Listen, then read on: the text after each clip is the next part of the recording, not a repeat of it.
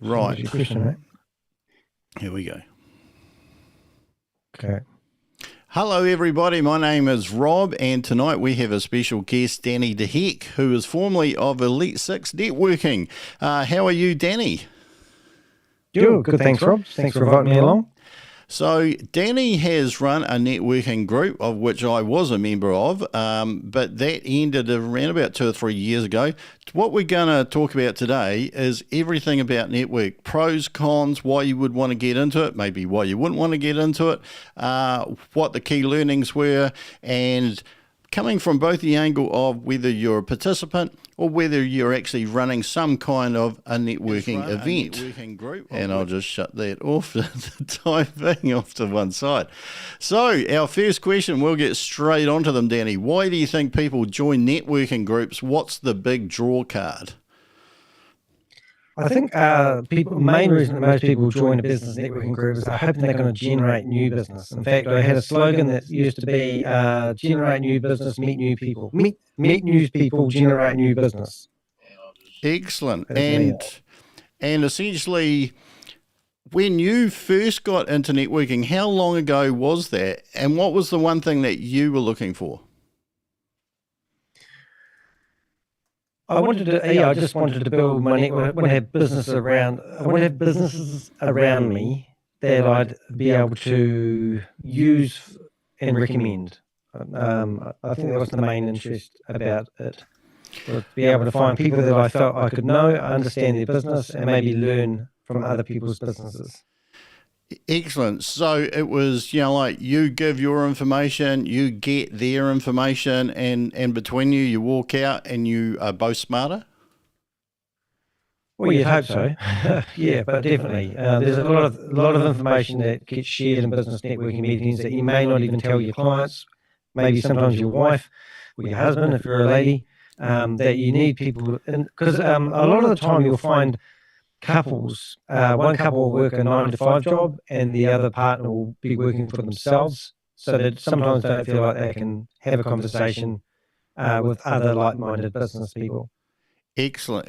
And I can say firsthand, there was a lot of conversation that I got. That was probably one of the highlights of me joining your networking group. Next question we're going to sprint on to. Have you noticed any standout benefits people got from the networking groups?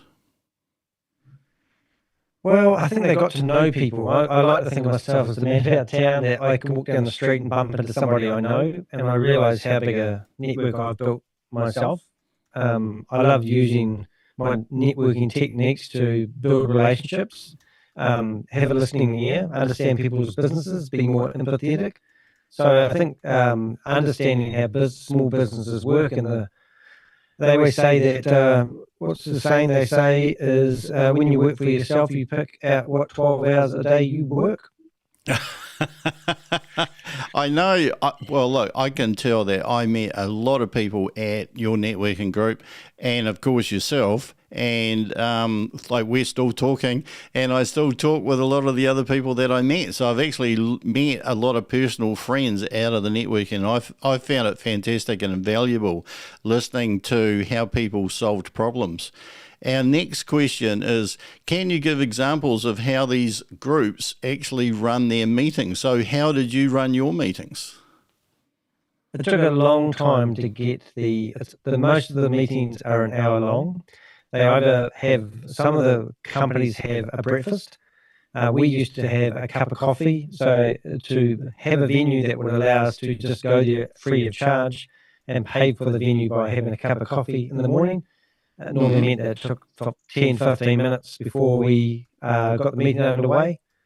But I think I've forgotten the question actually. No. It's like how did the hour actually run? Was it always an hour? Well, no. If I ran a meeting for an hour and people didn't leave for sometimes half an hour or an hour after the meeting, I knew I ran a good meeting. And people would go through announcements. We would talk. We'd have somebody do a presentation, or we'd do what I call my 12 cards. And then we used to break into groups up to 6, and each person would get to talk for 5 minutes each. And that was the real point of difference with what I was doing compared to other companies out there. But after the meetings, people wanted to have a catch up, or they would arrange to have meetings throughout the week, and they'd take the use of saying, "Oh, well, after the meeting, we'll catch up," and you'd see them having a coffee meeting after the meeting, and that was what I loved to see. I really enjoyed seeing that happen. Absolutely. I used to enjoy arriving in the mornings and you saw a lot of friendly faces. You didn't really know what was going to come up through the hour, and then there were a lot of those car park chats that you have afterwards as well. So that was great. Yeah. I do actually miss that. Next question, is networking really that crucial for your career these days? If so, how come? Yes, we after COVID kind of killed my business. And about a year ago, I suppose now, we actually joined a business networking group ourselves with another company. It was a local cafe, and I really enjoyed it. We have actually stopped it again. Just couldn't sacrifice the time that it takes, but it is a commitment that you need.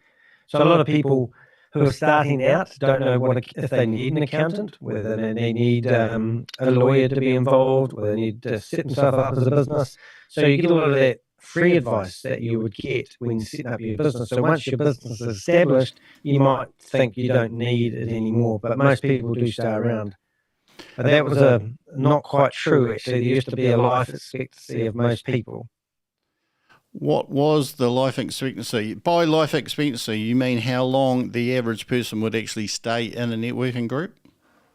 That's right. And there was a drop-off rate. The way my company was structured at the beginning, I wasn't making any money because we'd give a month free. Then we'd give a month to somebody who referred somebody.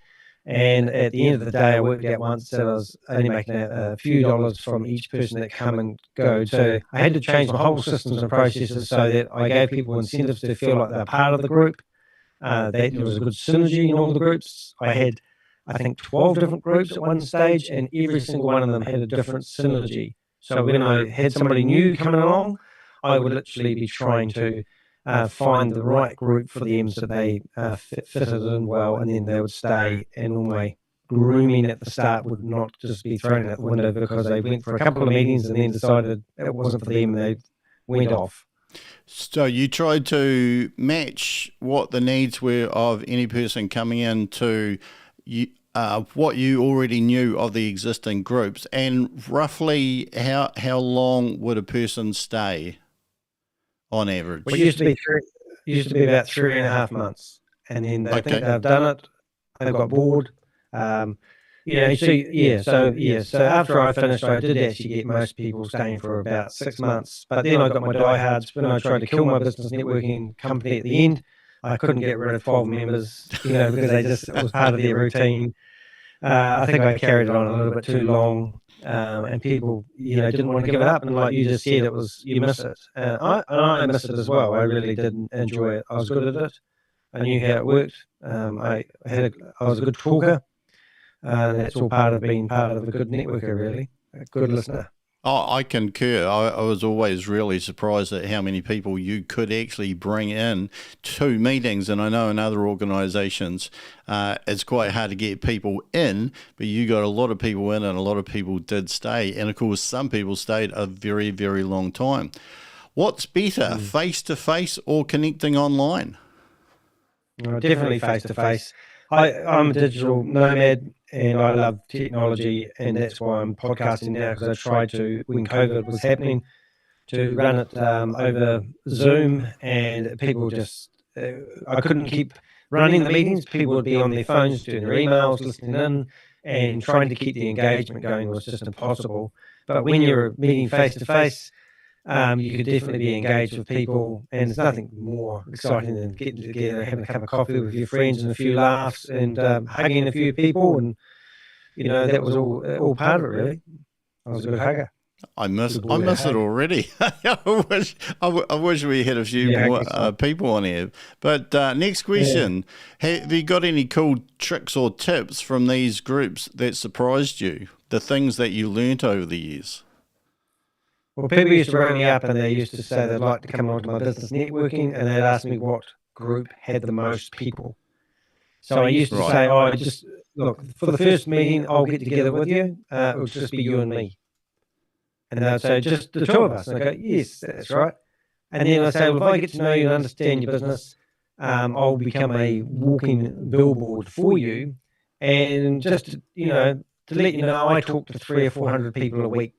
So it's not about numbers.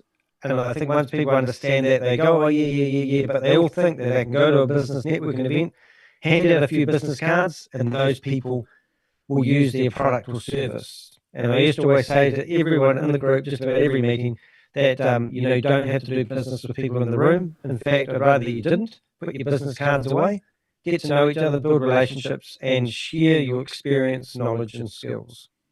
I totally agree. I think that a lot of people were very open with their business knowledge and skills, and I think that the relationships were the things that I remembered and valued the most.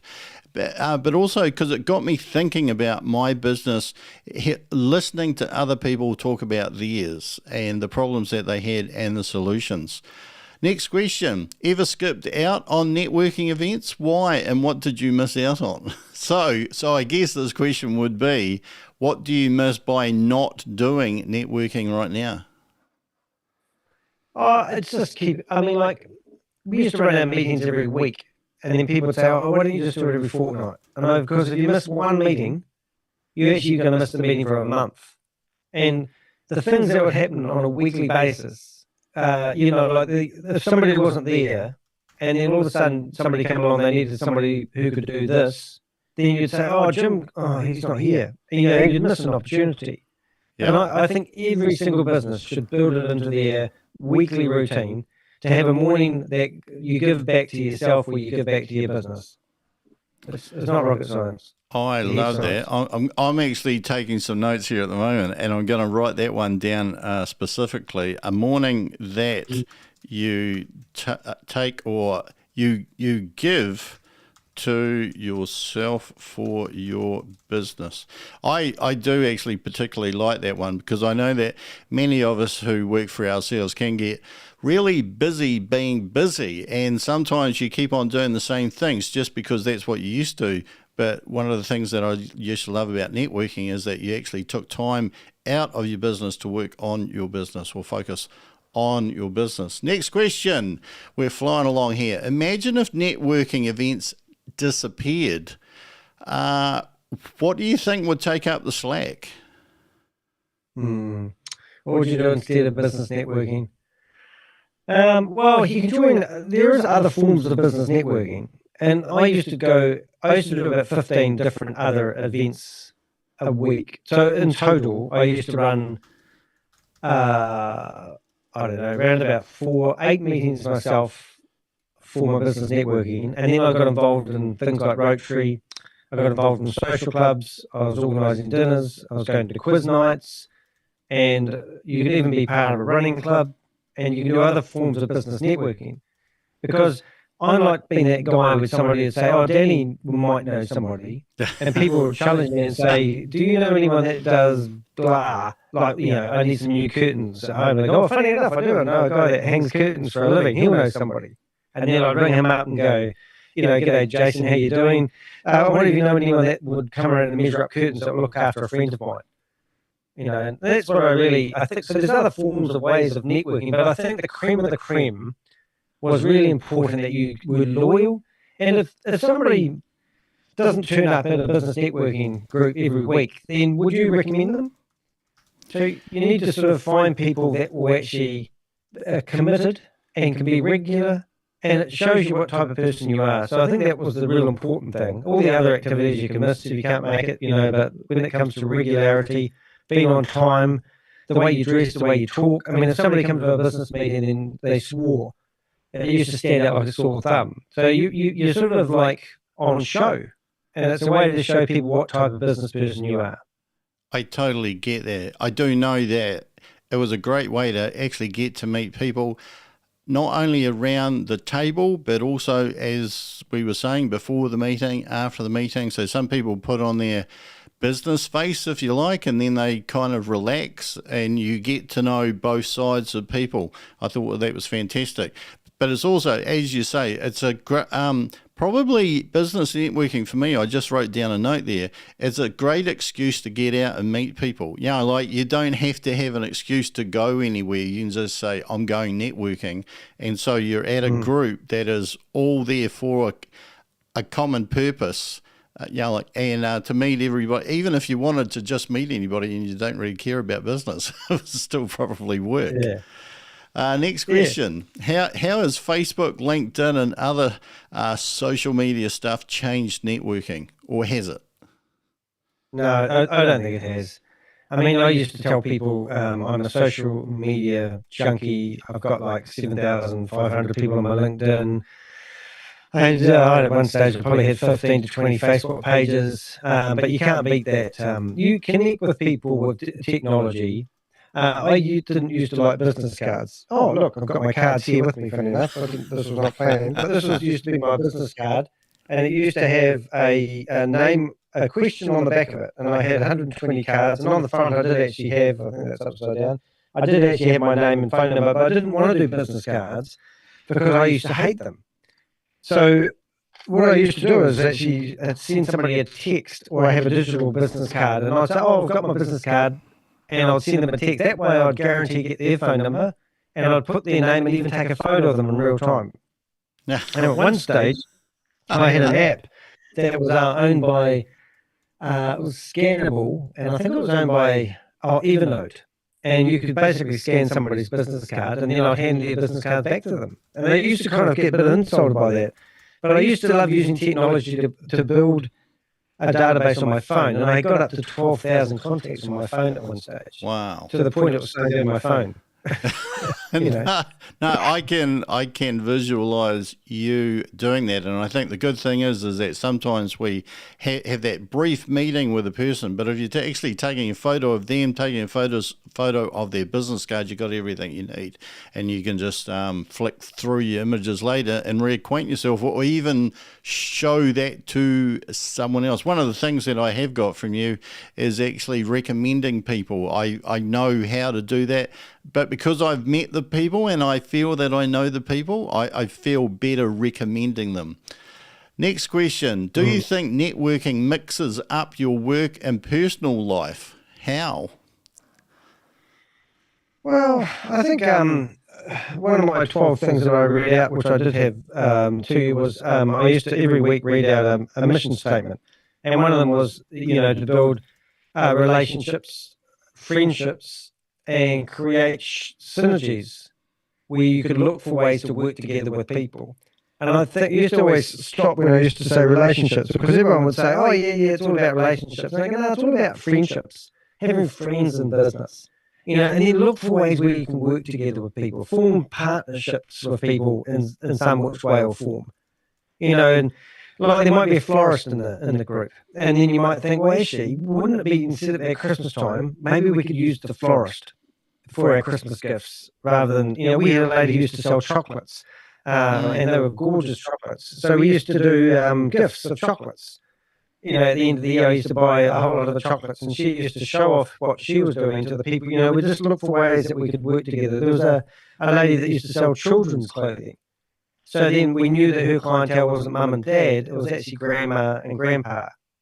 So we'd look at her advertising and give her tips on how she could maybe go after that market, or we'd think of ways that we could maybe repurpose her market to use in our services, and we might go after the same client base.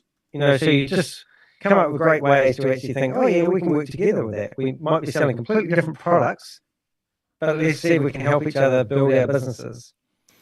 Yeah, so that word synergies, I think, is really good. And just following on from what you said, I can actually remember that I got a few leads for certain jobs as well from other people, but also I can remember buying some of those chocolates, which I wouldn't normally have bought, but you think, hey, I get a chocolate and I get to hear about another person who is kind of on the same journey trying to operate their own business just like me. Mm-hmm. Yes. What's the biggest challenge for these networking groups in being inclusive? Inclusive meaning one You talk about the industries in each? No, like for example, if you are trying to bring together the rich and the poor, male, female, old, young, all of the various groups that you find in society. Don't quite get that one. I think like the different types of people, how do you get them all to gel together? Yeah. How do you make everybody feel at home? Yeah, I think definitely got to make the group feel. You got to make sure they feel like the group's their own. Personality clashes was something people would often say to me. Oh, I don't like the fact that I will talk about having the same, like having 5 real estate agents in the same group. So when I used to open up a new group, there'd be a flurry of I used to have 6 industries that would be easy to get into the group to build the base of the group. And then I'd have a second tier and a third tier. But it used to be real estate agents, financial advisors, mortgage broker. I could start up a new group just by getting those 6 industries. But then people would say, oh, I don't mind if I'm not, you get a real estate agent and then you get another real estate agent. And the second real estate agent says, oh, I don't mind if I go to the same group. I don't have a problem with 2 real estate agents. And I used to say that every time, and I never did have a problem. But eventually, we'd be back down to 1 real estate agent. But I used to get the best real estate agent that had thick skin and was, I don't know what I'm trying to say, but when people didn't worry about their competitors and realised that we all had one thing in common and that we all have been in business and working for ourselves. 40% of all businesses have one thing in common. They all have to do administration, and that's their common interest. Whether there's 50 real estate agents in the one room, if there was, a lot of people would learn from having 50 real estate agents. They'd all learn from each other. But in the modern world, they don't do too well when it comes to managing how they feel about their opposition, so to speak. Because I don't believe there's any opposition in business. I think you can be a window cleaner right next to the next window cleaner and you will have your point of difference, or you might learn from the other window cleaner, so to speak. Yeah. I like that. Like that phrase, you could, I guess, elaborate that there is no opposition in business, there's no opposition in life. We're all in it together. I really like that point that you made about focus on what we have in common, because I know that I could have excellent conversations and learn from people who were plumbers, architects, cleaners, like the whole kit caboodle. And it was really interesting, the wisdom that I heard from all ages and all types of people. And it kind of, reminded you, sometimes as we get older, we end up in our own groups. And we don't necessarily get out of those groups, but networking was a great way for me to do that and remind myself, we're all in it together. Excellent. Yeah. How do you balance structure and just letting things flow in a meeting? You've got to have structure. And it took me, when I bought Elite 6, which was the only company I've ever bought in my life, but I liked it because I was a member for about a year. It came with franchise manuals, and it was a franchise. My job was actually selling a franchise. So when I got the franchise manuals for running my company, I looked at this 47-page manual on how to run a meeting for an hour. So I kind of threw it over my shoulder and started again. But we broke the meeting into 3 major parts. And even if the meeting fell apart, as long as we broke into groups up to 6 and everyone got to talk for 5 minutes each, it didn't really matter. If the meeting regularly started late, I'd get people complaining that they have appointments. Some people were like military appointment keepers. And then, so I used to have to keep structure.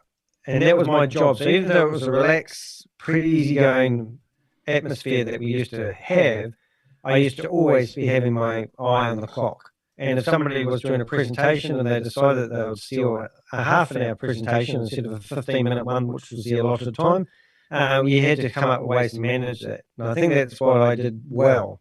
But when I used to ask other people to run the meetings, they couldn't keep the structure because they didn't have the practice, and the meetings used to fall apart, and people used to complain, moan, and pitch and moan, poke them in the eye. Yeah, well, you don't let you get all types. But yeah, I think people like familiarity. You want to turn up and know that it's going to start on time, end on time, and roughly what the structure is in the middle. And of course, if you get any surprises, you're just as likely to get a pleasant surprise as you are an unpleasant surprise. But although I can't actually remember any unpleasant surprises. Next question. Yeah. Have you seen any sweet collaborations or big ideas that came out of these groups? Well, not off the top of my head. I think you've just refined the person you are in business with the tips that people share with you. But I never really saw. We did have, we had a lawyer that had 30 staff. His payroll was like 50 grand a month, and then he went from that to being an employment advocate, get rid of all his staff, and we watched him go through that journey. And now he's living a pretty awesome life. And you'll probably know who I'm talking about, Paul. But it's like it was quite nice seeing the guy going from the hustle and the bustle of a big lawyer firm down to a one-man band and being a well-oiled machine.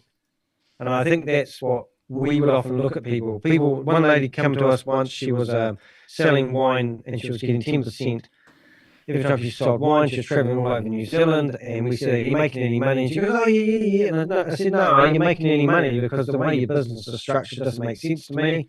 So she left our network and went and became a fitness trainer. Now she works out of her garage at home, just down the road from me. And she's a professional fitness trainer because she found something that she's passionate about, and then she started coming back to my meetings again. So sometimes I think that's the transformation I like to see is asking those questions that you wouldn't normally ask a business person, and finding out whether they're actually doing what they really want to do, and is there a better way of doing it is more fun than probably anything. Well, I can't think of any big company that's come out of my networking companies off the top of my head. Yes, I think a lot of those conversations for any of the big ideas, it could be a couple of people or even more than a couple of people who actually get together. They may meet in a networking group, but then go and have those other meetings outside of the group, and any ideas can gel.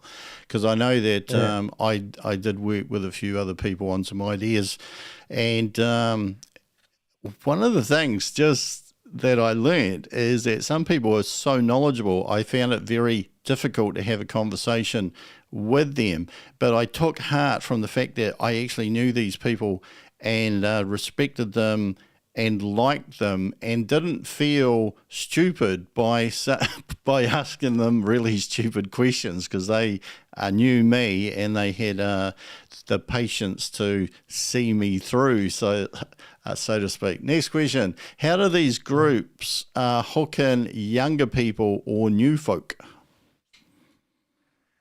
Younger people. Now that was interesting. I think the younger people we had that I can think of was actually real estate agents. And there was a company here in Christchurch that would recruit people and give them a retainer for the first 6 months, and then they were on their own. And these young people would set up social media accounts, Facebook accounts, and then try to set themselves up in business as a real estate agent. And I used to hate it. And with the amount of these young people that we put under our wing, I actually said at one stage, unless the person has sold 10 houses and were over a certain age, I wouldn't actually take them on as a real estate agent, because this particular company was just using them to do their marketing, knowing that the young people are good on social media. Right, yeah.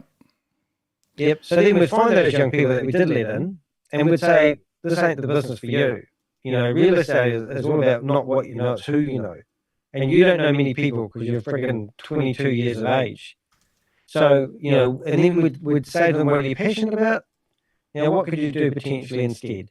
And that used to be the joy that we do. I'd lose a lot of, because it takes a lot of energy to onboard people into your business networking group. And, train them, you'd spend a lot of time with them, we'd set them up a business profile in the website, and then 10 minutes later, they'll give it up and they'll be depressed about it because they haven't succeeded as a business person. Or the realities of actually being a business person is is not as easy as it sounds. It takes a lot of dedication, and you don't make the money. A lot of people think they can step out of a $80,000 a year income and start working for themselves and earn that type of money straight away. And I'm going, not likely. Unless you're selling something illegal. Yeah. Like when I can get what you're saying there, because I know that some of probably most of the younger people that I met were actually, I either had ideas for businesses, but they hadn't actually started, or were real estate agents. They were people that basically had aspirations and were on their way. And so they probably did learn from people there, but they probably came in with expectations that aren't necessarily met in a networking group. Next question. Does being in different parts of town change how the networking works? Yeah, location. The people used to think it did, but I would say no, it didn't. But I couldn't get people to travel across town. And I live in Christchurch, New Zealand, and there's 400,000 people in the city centre, so it's not really a big commute. However, I couldn't convince people, I do a lot of groundwork getting people, and then they'd say, "Oh, whereabouts is it?" And you would say, "Oh, I don't think the furthest one. I think I had one in Hornby for a wee while. That's where you are." But then I found that Hornby would have a lot of commercial people, and I couldn't get the whole array of industries that I'd wanted to be at a meeting. But when I set one up in town, I'd get a lot of lawyers. They'd all want to be, at the same meeting. So then I'd try for 7:30 meetings where you just get a coffee, and then we'd do a 9:30 meeting and double up in the venue because of the location and give it another name. But we used to call the groups like Papanui for Papanui and Belfast for Belfast. It was just easier. But some other networking companies used to give them all like tree names, and that might have been a better way of doing it. But used to sell the group to people by the name and the location, because they would not look outside the square. Yeah, and I can imagine. Yeah, if I had been searching for one, because obviously I got into networking because of yourself, but had I actually been searching out, I probably would have gone on location to find one nearby. Or I may have thought, well, for what I want to get out of it, is there another location? Perhaps, like if I want to go into the middle of town and meet other people that are in the corporate world or anything like that, what kind of group would I want to be part of? What do I think I could get the most out of? Next question. What's the best use of technology that you've seen to boost networking groups? I think the simple cell phone. I think people talked about having Salesforce or content management systems. But I just use my cell phone and the contacts on the cell phone. Calendly was quite good for me, but probably not for everybody. I don't think people, I use calendar appointments. Trying to get people to use that technology was just it didn't work. People didn't want to, make calendar appointments. So I often do little tutorials on teaching people how to make an appointment with people. And some people would just say, "Oh, no, I'll just write it on the back of a napkin here, and I'll put it in my diary when I get home." And I go, "What's a diary?" But it was quite hard to get people to embrace technology. And as much as technology is a wonderful thing, honestly, I'm a tech buff. If I want to make an appointment, I'll pick up my phone. I'll say, "Make an appointment at 1:00 tomorrow morning with Rob." And if I have Rob's details in my phone, it will actually email Rob that appointment. But I don't put Rob's details in there. Yeah, and then that's how when people don't get it, and I go, every single person I meet, I don't care who you are, even these people I go after in the scam world, I put their names and their phone numbers and their email into my phone religiously. Next question here. We've got 2 to go. Where do you think networking is heading in the next few years? I miss my networking, and I'm tempted sometimes to start it up again. But the problem is a lot of people don't help themselves. they're not. A lot of people don't know how to be regular at meetings. They don't know how to turn up at time. They don't even know how to pay a bill regularly. They don't know how to set up an automatic payment. So my company, that was the banes of owning a business networking company. So I don't actually know. I think we were really different, and we were really successful at forming relationships with people. And the other networking companies, I'm not really interested in joining them. They force you to have a meal in the morning. They would tell you to stand up, do an elevator pitch for a minute. We never did any of that sort of stuff. And so I don't know. I think I would love to actually probably start my company up again. And I reckon out of all the systems I've ever seen, I had the best systems. And we had, and I think I don't know what I'd do different. I just got sick of recruiting people to come along and meeting their expectations. I should come with a sense of no expectations and everything's a bonus. But sometimes people just had a preconceived idea of what they thought they were going to get. And they would turn up once, cause a lot of disruption, and then bugger off and we'd never see them again. So I tried to stop that from happening, Yes, I think that happens in most industries for sure. Last question, lucky last. If networking was a movie, what genre would it be and why? Which I thought was a really kind of curveball question. But would you think it's a thriller, a horror, love story, comedy? What type of movie would it be?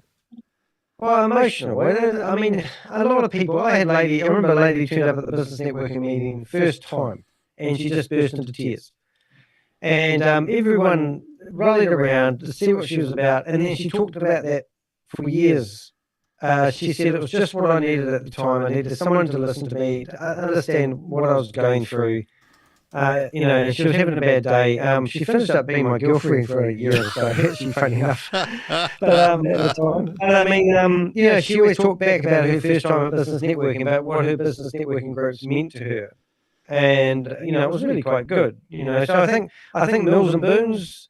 I think you've got to have empathy. You've got to have a listening ear. You've got to let somebody drain you at a meeting. They tell you all their woes. I mean, I used to talk to people all the time, and I'd come home and I'd just be exhausted because I've just given out all this energy, hoping that would fill them up. But then eventually, people would actually give back and listen to my woes. Excellent. Now, we have just about run out of time. In fact, I think we are going to run out of time. So thank you very much, Danny. I'll have a chat to you offline. And we've just lost Danny right now. Right, so here we are, ladies and gentlemen. So I've got a little summary of what we went through, and I'm just going to bring that up on the screen, and we'll just fly through this. We'll fly through this when this restarts. Just hold on one momento, and we'll just get that sorted. Here we go. And oh no, we're not. That's there's always something that goes wrong, isn't there? I'll find that somewhere. Where are we? All right, there we go. However, just to summarise everything that we went through, very productive 20 questions there that we got to ask Danny de Heck. So what is networking? Well, it's a great way to generate new business and to meet new people. It's a great way to collaborate on ideas, and at the end of the day, both you and the other person or other people, the group as a whole, get to be smarter at the end of it. You get to know more people, you get to be friends with more people. Generally, you increase your network and you build relationships and friendships. There does need to be a formula if you're going to have productive networking meetings. 1 hour seems to be a really good time to have them. Usually in the morning, you need a good venue, preferably a quiet venue where people can be heard if they're going to talk, and possibly where they can have breakfast and buy a coffee, because a lot of people that I saw, that's part of their normal routine. So you need to incorporate how a meeting works into their normal routine. In person does take time. It does require commitment, but it's probably the best channel that you've got to have the best focus and engagement and quality time without distractions if you're going to network effectively. You do get to meet heaps of people from varied walks of life, and you can ask them questions that maybe it's not always easy to ask people those type of questions depending on what trade or profession or business line of work that they're in. Life expectancy of a member is about 3.5 to 6 months, and of course that will depend on the group and the fit. It's very important to listen to the people that are joining your group so that you can understand what their needs are and where they would probably best fit if you've got multiple groups, or even whether or not they would fit with your group, or whether you could actually give them good value. As Danny said, sometimes he was a walking billboard for their business, but of course you have to know their business. One of the things is that weekly meetings were best because they're regular and people are a creature of habit. And that one of the good things that I found with networking, and what Danny really hit home, is that it allows you to have like an hour, maybe 2 hours, because there's usually half an hour before and half an hour after. So maybe 2 hours once a week where you can totally focus on your business rather than working in your business. That's one of the great things that I got. There are various forms of networking. It's not just business networking. There's people who do the same thing and go to Rotary clubs, social clubs, quiz nights, running clubs, etc., etc. So it is one of those things that if you want to get out and meet people, going to a networking group is a great excuse, because several things can come from it, not only around your business, but friendship, social life, the whole lot. And you're all there. Everybody's got a common purpose, and everyone can actually meet. And when you leave, you can continue the meeting up with other people or not. You do whatever you want. Social media doesn't seem to provide the same type of connection, but is a good way to kind of hold on to your network and keep them involved. That was one thing that I noticed. Business cards with questions can help people remember who you are, and of course they're easy to be used with technology as well. One of the things that networking is the link between business and everything outside of business. It is kind of that connection ground. That's one of the things that Danny said, is that quite often if you just go to business, you just meet the people in your business. If you're just at home, you meet those people, but you can get a crossover by being in a networking group. I know that myself, it felt very good recommending people and even using other people's services yourself. And a good group will be very inclusive. It will allow people to meet a lot of other people, as I said before, that you wouldn't normally meet, and those people can learn from each other. One of the key things here is focus on what you all have in common. Danny said there is no opposition in business and there's no real opposition in life, but every meeting needs a structure. People are creatures of habit.